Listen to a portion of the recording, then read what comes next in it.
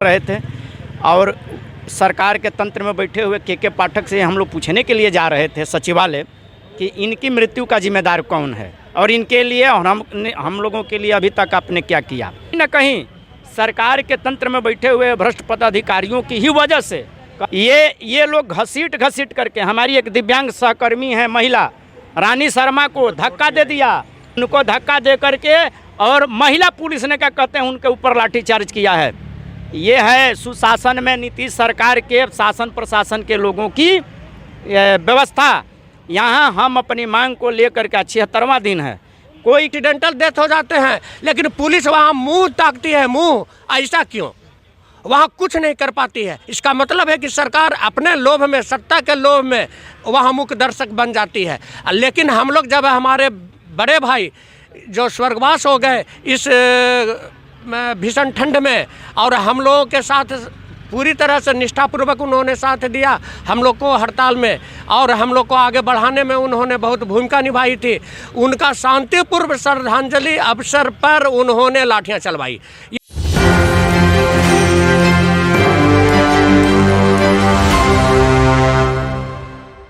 नमस्कार, मैं नंदन, आप देख रहे हैं न्यूज़ 24। देखिए, गर्दनीबाग धरना स्थल पर पिछले 76 दिनों से विशेष शिक्षक का जमावड़ा लगा पड़ा है। आपको बता दें, जैसे कि हमने आपको बताया था कल की इन पर लाठी चार्ज भी हुई थी सिर्फ एक समायोजन की मांग को लेकर। जो पिछले 76 दिनों से विशेष शिक्षक धरना स्थल पर बैठे शांतिपूर्ण धरना दे रहे थे, उन विशेष शिक्षकों पर बिहार सरकार और बिहार प्रशासन ने लाठीचार्ज कर दिया। यही नहीं, आपको बता दें कि जितनी महिला विशेष शिक्षिकाएँ थी उन पर भी लाठीचार्ज की गई। अच्छा, एक बात हम जानना चाहेंगे आपसे कि जिस तरीके से विशेष शिक्षक जो उन बच्चों को पढ़ाने का जिम्मा उठाते हैं जिन बच्चों को स्कूल में दाखिला तक नहीं मिलता था एक समय पर, और उसका अंजाम आपको ऐसा मिला कि सिर्फ एक मांग को लेकर आप धरना दे रहे हैं विगत 70 से ज़्यादा दिनों से, और उसके बाद लाठीचार्ज कर दी जाती है। नंदन जी, पहले तो मैं आपका आभार व्यक्त करता हूं कि इस दुख की घड़ी में आप हम लोगों के साथ हैं। बहुत बहुत धन्यवाद। जैसा कि आपने जो प्रश्न पूछा है उस उत्तर में मैं आपके चैनल के माध्यम से यह बताने का बिल्कुल साहस के साथ हिम्मत जुटा पाया हूं, क्योंकि सरकार कल के इनके गलत रवैये के कारण सरकार से हम लोगों को यही अब अपेक्षा रह गई है कि सही लोगों को ही यह जो है परेशान करना जानती है। हमारे बीच में 31 तारीख स्वर्गीय वीरेंद्र सिंह का देहांत हो गया था। हम सभी साथी मिल करके श्रद्धांजलि सभा का आयोजन किए थे और एक यात्रा निकाल रहे थे, और सरकार के तंत्र में बैठे हुए के पाठक से हम लोग पूछने के लिए जा रहे थे सचिवालय कि इनकी मृत्यु का जिम्मेदार कौन है और इनके लिए और हम लोगों के लिए अभी तक आपने क्या किया।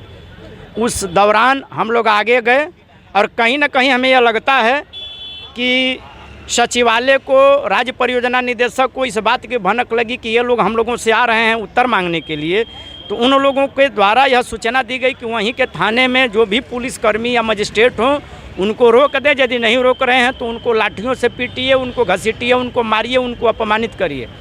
कहीं ना कहीं सरकार के तंत्र में बैठे हुए भ्रष्ट पदाधिकारियों की ही वजह से कल हम लोग जो श्रद्धांजलि यात्रा निकाल रहे थे उसमें जो लाठियां बरसाई गईं, मैं आपको बता दूं कि लाठियां ही नहीं बरसाई गईं, गाली भी दिया गया है सरकार के यह पुलिस क्या कहते हैं पुलिस के लोगों के द्वारा। और जब हमारे भाई ने पूछा कि हम जब आपके साथ कोई गलत काम नहीं कर, आप गाली क्यों दे रहे हैं, तो कह रहे हैं कि हम क्या कहते हैं इसी भाषा में बात करेंगे। नंदन जी, आप बताइए, हम न चोर हैं, न मवाली हैं, न गुंडे हैं, न बदमाश है, और बिल्कुल शांतिपूर्ण तरीके से, बिल्कुल शांत और लाइन में हम लोग चल रहे थे। लोगों की देखने वाली की भीड़ थी और वहाँ अचानक बीच में आकर के करीब 10 गाड़ियों से, जितने हम लोग नहीं थे उससे कहीं ज़्यादा पुलिस के लोग थे, और अचानक बिना पूछे सोचे समझे लाठियाँ बरसाई जाने लगी। जैसा लगा कि बहुत बड़ा हमने अपराध कर दिया हो, बहुत बड़ा क्या कहते हैं कोई कांड हमने कर दिया हो। मैं आपको बता दूं कि ये लोग घसीट करके हमारी एक दिव्यांग सहकर्मी है महिला रानी शर्मा को धक्का दे दिया। हमारी एक दिव्यांग सहकर्मी है सारिका कुमारी, उनको धक्का दे करके और महिला पुलिस ने क्या कहते हैं उनके ऊपर लाठीचार्ज किया है। ये है सुशासन में नीतीश सरकार के शासन प्रशासन के लोगों की व्यवस्था। यहाँ हम अपनी मांग को लेकर के 76वां दिन है, कोई क्या कहते हैं यहाँ नहीं आया। और जब हम यात्रा लेकर के जब हम श्रद्धांजलि का निकलते हैं तो शासन के राजनेताओं के तरफ से या शासन के तरफ से ये कहा जाता है कि इनको मारो। ये कहाँ का न्याय है? और मैं आपके चैनल के माध्यम से उस सरकार को आगाह करता हूं कि यह धरना, ये जो हम लोगों का अच्छा, एक सवाल उन्होंने क्या कहा था कि रोड जाम हो रहा है या फिर आप परेशानियों बाधा डाल रहे हैं, इस वजह से लाठीचार्ज हुआ है? हाँ, उन्होंने कहा कि यहाँ पर बिहार सरकार से एक सवाल हम करने का प्रयास करेंगे कि अगर रोड जाम की वजह से अगर आपने लाठीचार्ज की तो क्या आप बता सकते हैं कि जिस तरीके से 24 जनवरी को कर्पूरी ठाकुर के शताब्दी समारोह पर पूरा रोड जाम था, तब आपने भाजपा कार्यकर्ताओं पर लाठी क्यों नहीं चलाई? तब आपने जेडीयू कार्यकर्ताओं पर लाठी क्यों नहीं चलाई? तब आपने राजद कार्यकर्ताओं पर लाठी क्यों नहीं चलाई? आपको अगर रोड जाम से दिक्कत रहता है तो जो शताब्दी समारोह निकालते हैं, जो भी पार्टी कार्यालय, चाहे भाजपा हो या फिर जेडीयू चाहे राजद हो, या फिर अगर श्रद्धांजलि समारोह आप निकालते हैं तो उस समय भी तो ये रोड जाम होता है, तब प्रशासन को आप क्यों नहीं कहते हैं कि जाकर सम्राट चौधरी पर लाठी चलाइए? तब प्रशासन को क्यों नहीं कहते हैं तेजस्वी यादव पर लाठी चलाइए, जो लोग रोड पर निकलने रहते हैं? ये विशेष शिक्षक को जो तमाम 17-18 साल से कार्यरत है, उनके वेतन को लेकर मांग लगातार होते रहती है। और आपको बता देते हैं कि पिछले 76 दिनों से ये लगातार विगत यहाँ पर शांतिपूर्ण धरना दे रहे हैं। चलिए, सोचने की बात यह है कि आज तक ये लोग उग्र नहीं हुए। अगर ये लोग उग्र होते तो हर एक कार्यालय से एक एक पार्टी के सदस्य को उठाकर फेंकने का काम कर सकते थे, लेकिन आज तक इन्होंने शांतिपूर्ण धरना दिया। शायद इसी वजह से उन्होंने लाठीचार्ज किया, क्योंकि कहीं ना कहीं वो समझ चुके हैं कि दिए के अंदर भार है नहीं, इस वजह से वो लाठीचार्ज कर रहे हैं। क्या कहिएगा इस पर? देखिए, नेता लोग तो जो लाठीचार्ज करते हैं तो हम समझते हैं कि निर्बल लोगों पर ही करते हैं और अच्छे लोगों पर करते हैं। जैसे इन लोगों की रैलियां निकलती है, जैसे आपने बताया कि बीजेपी की रैली निकलता है, राजद का रैली निकलता है, तो क्यों नहीं लाठीचार्ज होता?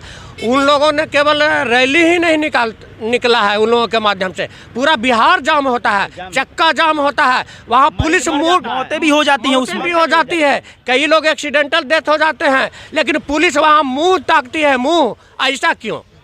वहाँ कुछ नहीं कर पाती है। इसका मतलब है कि सरकार अपने लोभ में, सत्ता के लोभ में वहाँ मुख्य दर्शक बन जाती है।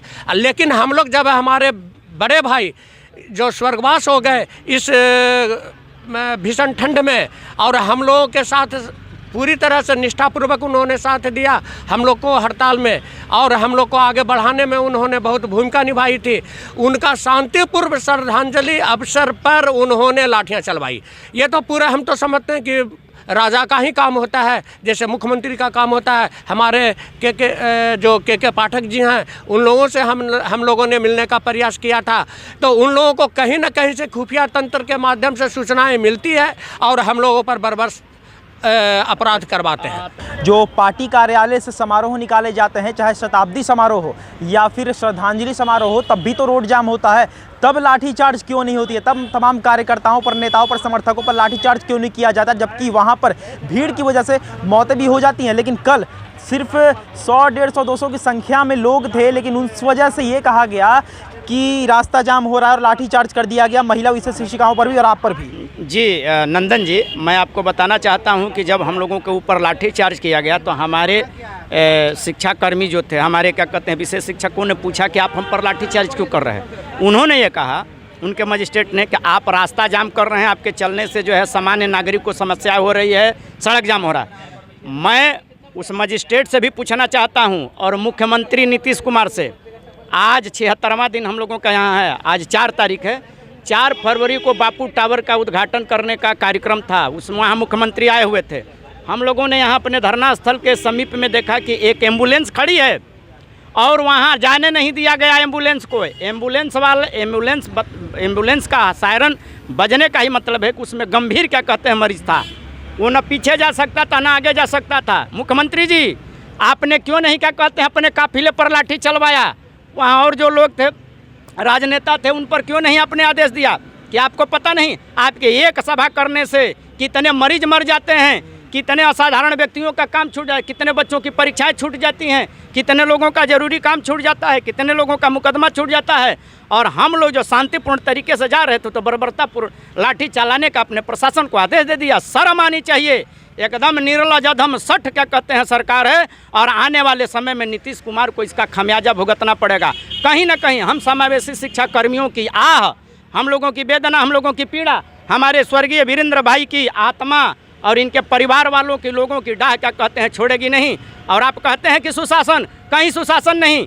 इनके रैलियाँ, तमाम पार्टियों की रैलियाँ निकलती हैं, घंटों क्या कहते हैं पटना जाम में रहता है, लेकिन इनके ऊपर तनिक भी क्या कहते हैं इस बात का ध्यान नहीं रहता है कि आम जनजीवन क्या कहते हैं बुरी तरीके से ठप पड़ गया है। उस समय रास्ता जाम नहीं, उस समय आप काहे नहीं लाठी बरसवाते हैं? नंदन जी, मैं आपके चैनल के माध्यम से बोलने का हम क्या कहते हैं, अब सभी समावेशी शिक्षा, यदि सरकार हमारी मांग को नहीं मानती, हमारा समझ, तो हम इससे उग्र प्रदर्शन करेंगे। जितनी लाठियां चलाना है, जितने इनको गोली बंदूक चलवाना है चलवाएं, लेकिन हम अपनी मांग को लेकर के और आने वाले समय में इससे बड़ा और उग्र प्रदर्शन हम करने जा रहे हैं। आपके चैनल के माध्यम से मुख्यमंत्री जी को हम जो है आह्वान कर रहे हैं कि हमको आप रोक सकते हैं तो आप रोक लीजिए, और आपको आना पड़ेगा हम लोगों के बीच में समझौता करने के लिए। बहुत बहुत धन्यवाद।